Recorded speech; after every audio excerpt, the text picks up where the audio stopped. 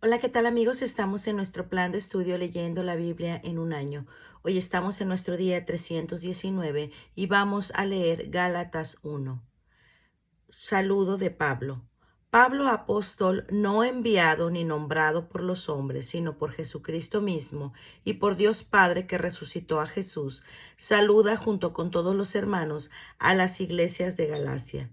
Que Dios nuestro Padre y el Señor Jesucristo derramen su gracia y su paz sobre ustedes.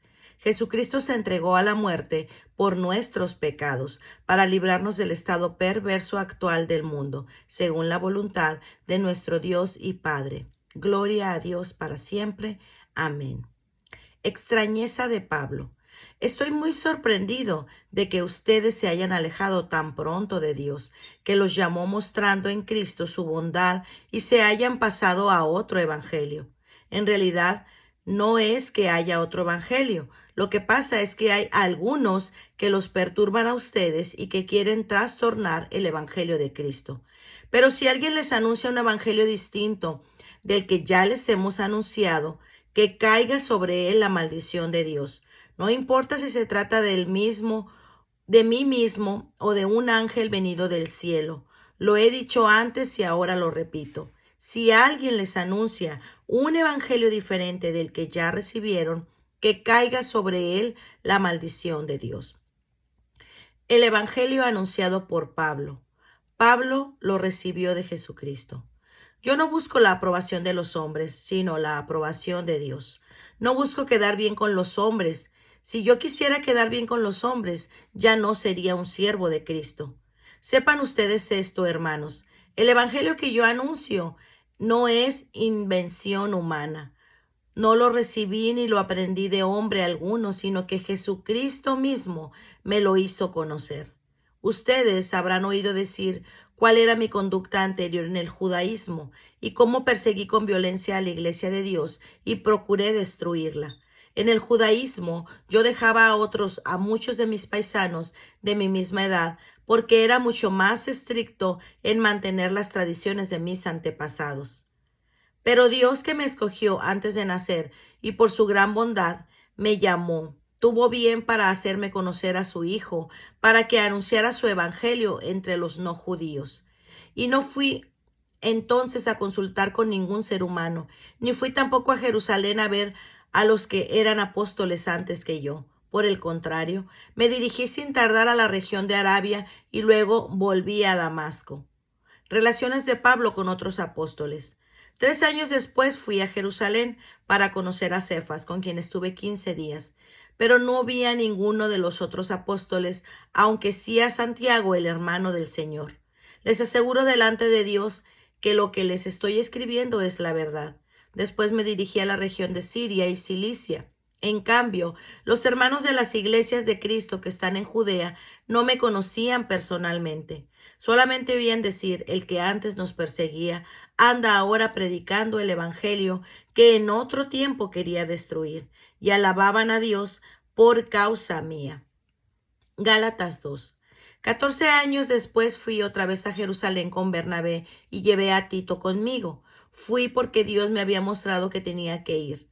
Y ahí expuse ante la comunidad el evangelio que anuncio a los no judíos, y lo expliqué también en privado ante aquellos que eran reconocidos como de mayor autoridad, para dejar en claro que lo que yo estaba haciendo o había hecho no era trabajo inútil. Pero ni siquiera Tito, que estaba conmigo y que era griego, fue obligado a someterse al rito de la circuncisión. Algunos falsos hermanos se habían metido entre nosotros a escondidas para espiar la libertad que tenemos en Cristo Jesús y hacernos otra vez esclavos de la ley. Pero ni por un momento nos dejamos llevar por ellos, porque queríamos que la verdad del Evangelio permaneciera en ustedes. Pero no me añadieron nada nuevo los que eran reconocidos como de mayor autoridad, aunque a mí no me interesa lo que hayan sido ellos, porque Dios no juzga por las apariencias. Al contrario, reconocieron que Dios me había encargado el trabajo de anunciar el Evangelio a los no judíos, así como a Pedro le había encargado de anunciarlo a los judíos. Pues el mismo Dios que envió a Pedro como apóstol a los judíos, me envió también a mí como apóstol a los no judíos. Santiago, Cefas y Juan, que eran tenidos por columnas de la iglesia, reconocieron que Dios me había concedido ese privilegio y para confirmar que nos aceptaban como compañeros, nos dieron la mano a mí y a Bernabé y estuvieron de acuerdo en que nosotros fuéramos a trabajar entre los no judíos, mientras que ellos trabajarían entre los judíos. Solamente nos pidieron que nos acordáramos de los pobres, cosa que he procurado hacer con todo cuidado. Pero cuando Cefas fue a la ciudad de Antioquía, lo reprendí en su propia cara, porque lo que estaba haciendo era condenable. Pues primero comía con los no judíos hasta que llegaron algunas personas de parte de Santiago, entonces comenzó a separarse y dejó de comer con ellos, porque tenía miedo de los fanáticos de la circuncisión. Y los otros creyentes judíos consintieron también con Pedro en su hipocresía, tanto que hasta Bernabé se dejó llevar por ellos. Por eso, cuando vi que no se portaban conforme a la verdad del Evangelio, le dije a Cefas delante de toda la comunidad: tú que eres judío, has estado viviendo como si no lo fueras. ¿Por qué, pues, quieres obligar a los no judíos a vivir como si lo fueran? Dios nos hace justos por la fe en Jesucristo. Nosotros somos judíos de nacimiento y no pecadores paganos. Sin embargo, sabemos que nadie es reconocido como justo por cumplir la ley, sino gracias a la fe en Jesucristo. Por esto también nosotros hemos creído en Jesucristo, para que Dios nos reconozca como justos, gracias a esa fe y no por cumplir la ley, porque nadie será reconocido como justo por cumplir la ley.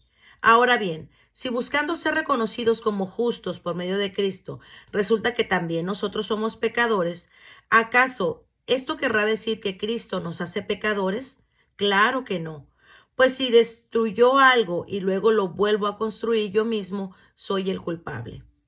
Porque por medio de la ley yo he muerto a la ley, a fin de vivir para Dios. Con Cristo he sido crucificado, y ya no soy quien vive, sino que es Cristo quien vive en mí. Y la vida que ahora vivo en el cuerpo, la vivo por fe en el Hijo de Dios, que me amó y se entregó a la muerte por mí.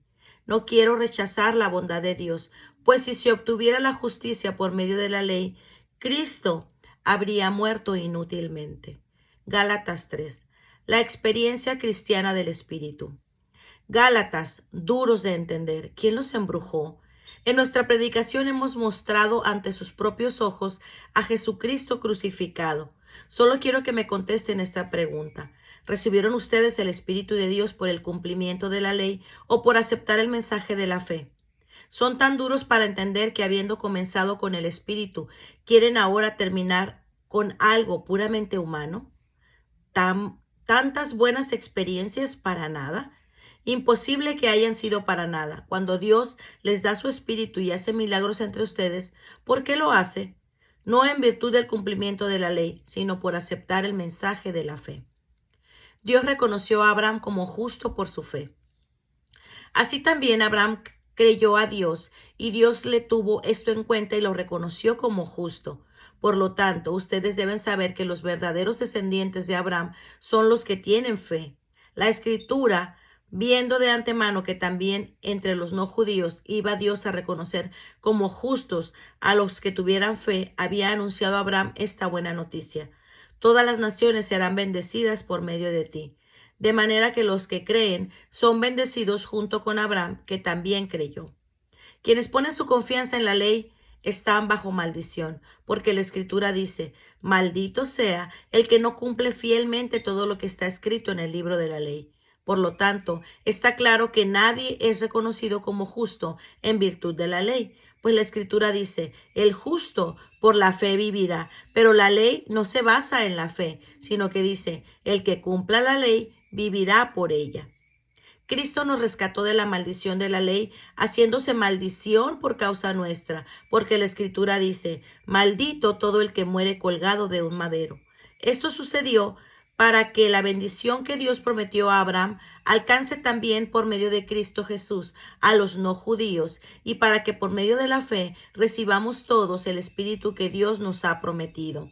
La ley no anula la promesa. Hermanos, voy a hablarles en términos humanos.